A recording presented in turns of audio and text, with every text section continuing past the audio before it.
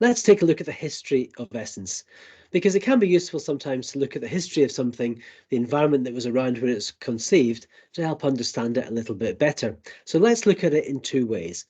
First, let's look at it through Ivar Jakobsen's involvement. So Ivar's been around innovating and inventing in the software development space for years, back from 1967 with component-based development, the mid-80s with use cases, the mid-90s with the rational unified process and the unified modeling language, and then 2009 when Essence began, first as an AGI product and then a formal international standard in 2014. And what's interesting is between RUP and when Essence was conceived, because that's really the heart of where Essence came from. But before we talk about that, I'll just mention Waypointer. So it's there because it's the beginning of the kind of thinking of artificial intelligence for method space and for, at the time, a particular set of practices. Waypointer was an intelligent agent. It understood what you were doing, what you were trying to do, and it gave you advice and guidance to help you apply that practice really well. Now, Essence has got AI kind of into its heritage. And when we talk about AI later, we'll see just what that's turned into today. But back to where we were with RUP. So RUP was a big framework. And like many big frameworks, it tried to cover the whole ground. It tried to cover the whole of the software development process. And inside there were particular practices that were quite interesting on their own, but they were wrapped up inside RUP. And when RUP started to become out of favor, as Agile began to increase in favor, people did what they've been doing for a long time, which was look for another big framework. And that was the trend. That was almost like a fashion industry where you would jump from one framework to the next. As soon as one stopped working so well for you, the answer must be a different big framework. That one we chose wasn't right. This one will be right if we believe the marketing and the hype. Now, around that time, the kind of early 2000s, Ivar actually began thinking, should I build another version of RUP that's more aligned with Agile? But then he thought again, and he reflected a bit that this isn't only a bad idea for the industry, it's probably damaging. The fact that there is this notion that one framework can be the best one for all the teams, that's just crazy. And in fact, he wrote a series of papers called The Crazy Things about working with methods and frameworks, and that was one of them.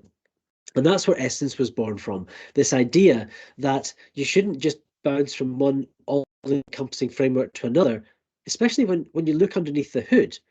Even though they're maybe shrouded with particular language and esoteric words, there's a lot of commonality between all those frameworks. Fundamentally, they're all doing the same thing. They're all helping you take an opportunity and exploit it, realize its benefits through the creation of software products and a team of people doing that work.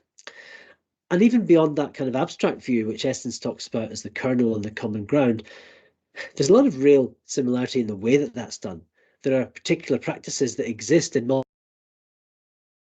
Scrum across most of them. You've got user stories across many of them. And yet you might not know that if all you know is the headline framework. You might not know that Scrum is actually a thing on its own. It's got its own founders, it's got its own community. If you only come across it wrapped up in another framework, you might not know that. And the other thing with the big frameworks is you're placing quite a lot of trust that the creator of that framework knew what was best for you. And guess what? They don't, right? Those frameworks were probably the right size for the companies that were using them when they were founded, but they're almost certainly not the right size and shape for every team afterwards. In fact, maybe not even any team afterwards. So what Ivar wanted to do was to kind of free those practices and say, well, let's look at the individual moving parts and think about how we can combine them. But you can't just free the practices because there's nothing to connect them. So you need some kind of common ground that the practices can be related to. But that common ground, it's not another big framework. It's just a representation of all the things that are common. So that's where Essence came from, this realization that we've got all these methods, but fundamentally they're very similar. The idea that cross-pollination of ideas and practices from those different methods is a really good thing. And to do that, it's not just enough to pull out the practices and present them independently. We need some common ground that we can use, and that common ground mustn't be seen as a framework. So it's not a choice of do Essence instead of SAFe or Scrum or Disciplined Agile or less or Scrum at Scale. It's a case of do Agile with whichever one of those you're using now, and also get access to all the other practices potentially from the others that you can bring in as well or swap out. So it gives you really access to all the moving parts of all the frameworks.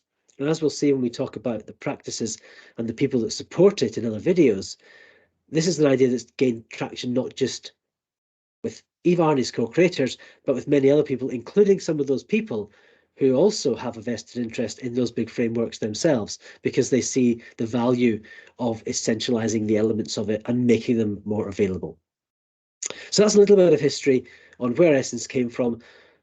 The drivers at the time were these crazy things that Ivar identified, and the solution was an agnostic, independent common ground that doesn't tell you what to do, but tells you the outcomes you need to achieve, and then freeing these practices from wherever they sit, whether they're independent or inside a framework, and making them available to people to plug into that common ground.